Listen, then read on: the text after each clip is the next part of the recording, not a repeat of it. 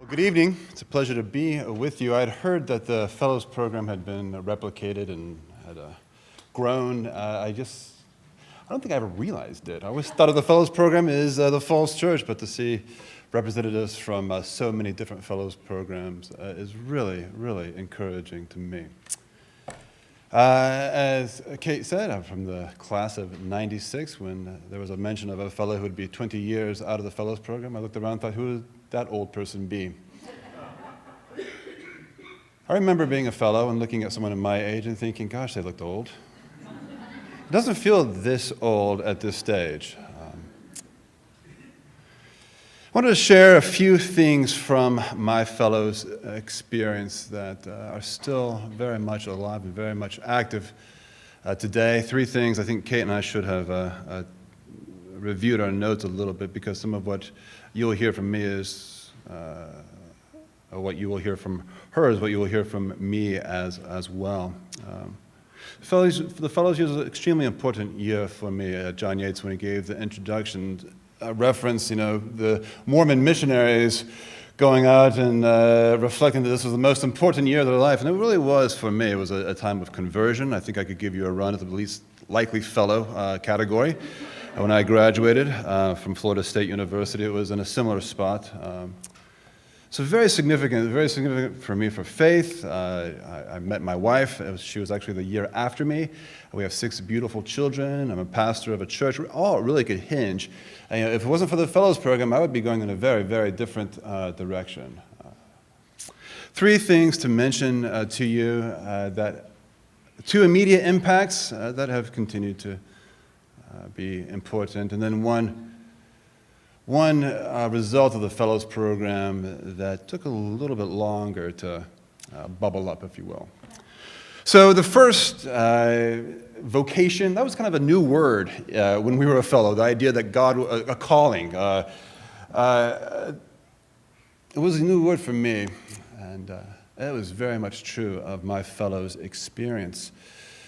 We took these, I don't know how much similarity runs throughout the programs, but we took all these assessment tests of Myers-Briggs is one. The Highlands test, is that part of it? Yeah? The dots? You guys do the dots? Yeah. I was lousy at the dots.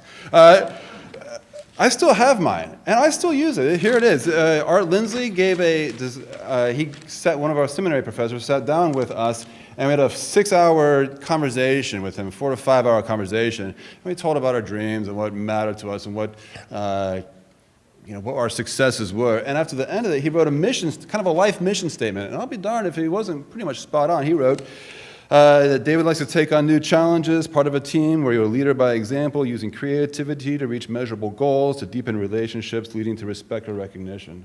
I still refer to this on occasion. That's one of the things the Fellows programs offered to me, and I believe offers to all of us, a sense of discernment. I think that's how discernment works towards a calling, just a little nudge along the way. If you know the Dr. Martin, he was a seminar speaker for my Fellows class. He was part of the Falls Church Fellow. He's a phenomenally successful doctor, works on pediatric cardiology up at a children's hospital, so top of the game as far as surgeons go. And he referenced how he became a surgeon. He said, my uncle, I was coming home playing sports, and my uncle said, gosh, you should think about being a doctor. And so we thought about being a doctor from age 16. That's it. It's a nudge. That's what the Fellows program offered to me, and I believe it offers to you, whether it's through your maybe a nudge away from a direction if you find an internship that doesn't really fit, or from one of these battery of tests that it can be guiding. Just a little nudge.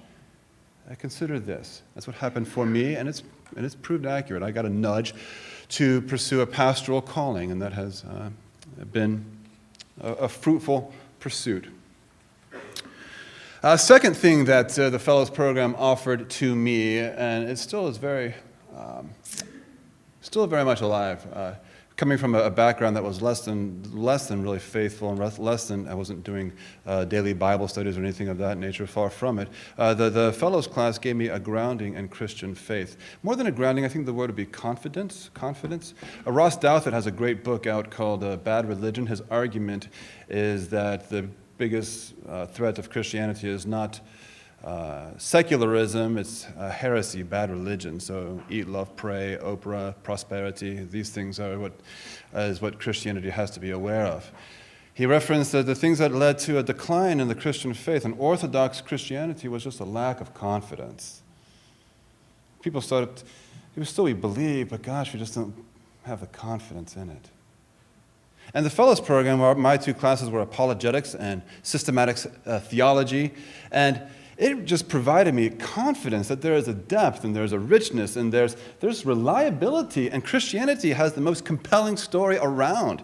We've got the winning story of the one man who dies for all. And there was just a real confidence that I received from those seminary classes. There were two very immediate implications with long-lasting impact for me. And I think you would have to work to miss those in your fellows' experience. I imagine that those two types of experiences are true for most of you, most in this room, that you are getting some vocational guidance, and that God willing, your confidence is growing. Those are all very good things. Third thing, the third thing, and I'll turn to that now, I had a conversation with a gentleman who was thinking about starting a fellows program, I believe in St. Louis, in a college town. And he asked me the impact of the fellows program, and I told him pretty much these two basic things. And then we got up to pay the bill, and I said, wait, there is something else. There's something else I'd like to mention. I get together with fellows and former fellows and spouse of fellows, a group of 12 of us. And we've been getting together for about 8 years now. And we have a dinner group. We rotate houses, so 6 hosts, 6 dinners, once a year. We've been doing it for 8 years. And there's always a dinner time conversation, which can range from the theological to the whimsical to the intellectual to the casual to the entertaining. But we've been getting together for 8 years, and we've seen babies come, we've seen children grow into adolescence, we've seen parents die. We've done a lot of life together. Yes, and the fellow I was speaking with said, wow, that's really great, 8 years. Yeah. We got up to pay the bill, and I said, wait, actually, there's something else, too. My next-door neighbor is a fellow, and we live in Alexandria, Virginia, and a house came up for sale right next door to us. And what did you know? One of these fellows moved right next door to us. And the fellow I was speaking with said, gosh, that's really great. And so I got up to pay the bill again. I said, wait a second. I just remembered something else. My wife is employed by that same fellow. She's a calligrapher. You'll never would guess the amount of money that's in calligraphy. But my wife runs the back office so she's employed by a fellow. Really? That's really good. Wait, one more. There's a little home out west of us, about 60, 70 miles away, that came for sale, and a couple of fellows got involved in this, and we actually made a purchase. We have a vacation, not a vacation, kind of a work project out west of us, and so we own that. I'm actually co-owners with a couple of fellows, and all the fellows from my class, we occasionally go out and, chop wood and act like we're 20 again. He said, is that it? Yes, I think that's it. And I mentioned that, I put a video up. So yeah, so here we are. The too dark to see. So Amanda's working left to right. She is a fellow in my wife's class, David Robertson. Her husband, they live a block away from me. Marzi and Patrick, I understand some people are staying with them this week. Yeah, there you go. Yeah, so Marzi and Patrick, we have this little project out west of us that we're partners in. My wife, Jennifer, 6 kids, sitting next to me, and myself, Todd Smedley. He's a pastor up at Fourth Pres. We were co-workers. His wife, Jen Smedley, was a fellow in my class. The couple next, she was a fellow in the class before me, and they're our neighbors. And the folks at the end were fellows from Jennifer's class. That's 20 years down the road. And I mentioned that, obviously, what Kate said about the depth of community. Oh, that's really, there's an example. I know it's not true for everybody. I mean, we don't see everyone to that degree, and I'm sure some people had a great year, and some of you will have a great year, and that will be the end of it, and the relationships will come to a close, and that will be the case, and that's part of life. But the fellows class, it offers a petri dish, if you will, just a place where these things can grow.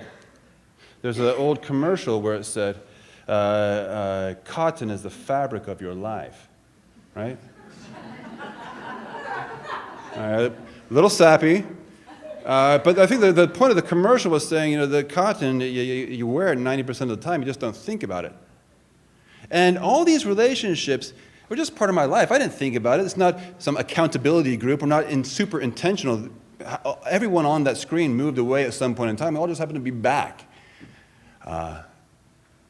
And it has grown into really just a significant fabric of my life. And it can for you as well. So those are the 3 things that the Fellows Program has offered to me, and I hope offered for you as well, and it can offer to you as well. Confidence in the gospel, a sense of calling, and a friendship. So that's it from me.